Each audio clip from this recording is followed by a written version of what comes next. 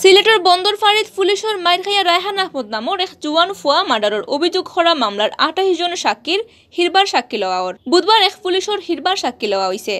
আসামি ফকর দরখাস্ত পাইয়া কোর্টে 28 জনের হিরবার সাক্ষী লইরা করে কইছেন বাদী ফকর উকিল ফজল চৌধুরীয়ে। কোর্ট থেকে জানা গেছে বুধবার রায়হান মার্ডার মামলার সাক্ষী লওয়ার তারিখ আছিল। বিয়ানে শক্ত ফাড়া দিয়া মামলার আসামি দারোগা আকবর হোসেন বুইয়া, দারোগা মোহাম্মদ হাসান আর কনস্টেবল হারুনুর রশিদরে কোর্টও তোলা হয়েছে। তারার সামনে রাখিয়া এক কনস্টেবলর সাক্ষী লইছেন কোর্টে। এই সময় আসামি ফকর উকিল হলে তানরে জেরা করছেন। এই পুলিশে এর আগেও একবার সাক্ষী দিসলা। বাদী ফকর উকিল ফজল চৌধুরী কইছেন মামলার আসামি আকবর হোসেন বুইয়া, মোহাম্মদ হাসান আর হারুনুর রশিদে মামলা একটা স্টে করার লাগি হাইকোর্টও দরখাস্ত করছিলা। এই সময় কয়জন সাক্ষী লওয়া শেষ হয়েছিল। এই সাক্ষী অকলরে জেরা করতে পারছেন না আসামি ফকর উকিল হলে, যে কারণে এই সাক্ষী অকলর হিরবার সাক্ষী লওয়া আর জেরার লাগি কোর্টের কাছে দরখাস্ত করা হয়। মহানগর দায়রা জজ কোর্টে দরখাস্ত একটা মঞ্জুর করায় সাক্ষী হিরবার সাক্ষী লওয়া আরম্ভ হয়েছে।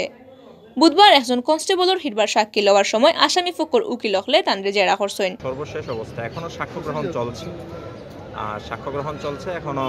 সাক্ষ্য গ্রহণ শেষ হওয়ার পরে তারপরে আর্গুমেন্ট হবে, তারপরে পরবর্তী এখন সাক্ষ্য গ্রহণ পর্যায়ে আছে।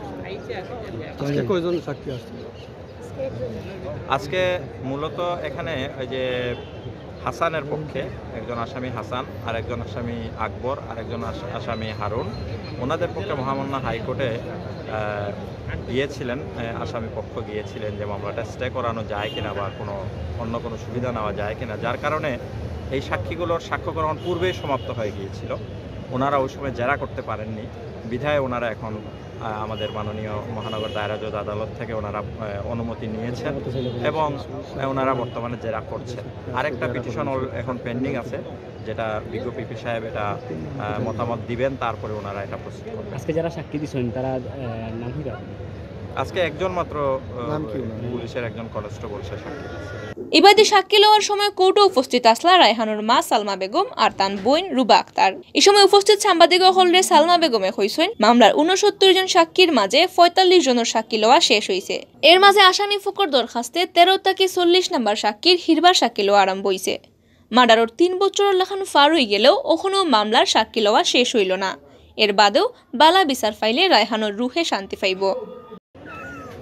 আমার মনে হয় যে এরা যে এত দুষ করলো, এরা আছে এখনো, এরা জীবিত আছে, কিন্তু আমার এখন কি দুষ করছিল?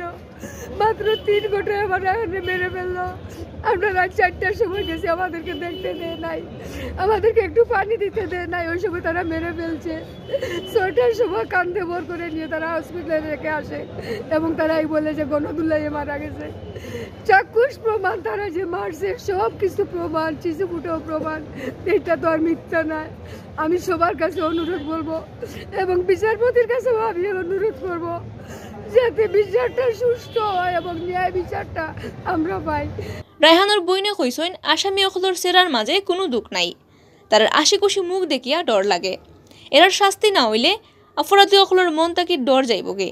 দেশ আর বিচার বলিয়া কোনটা তাহত নাই।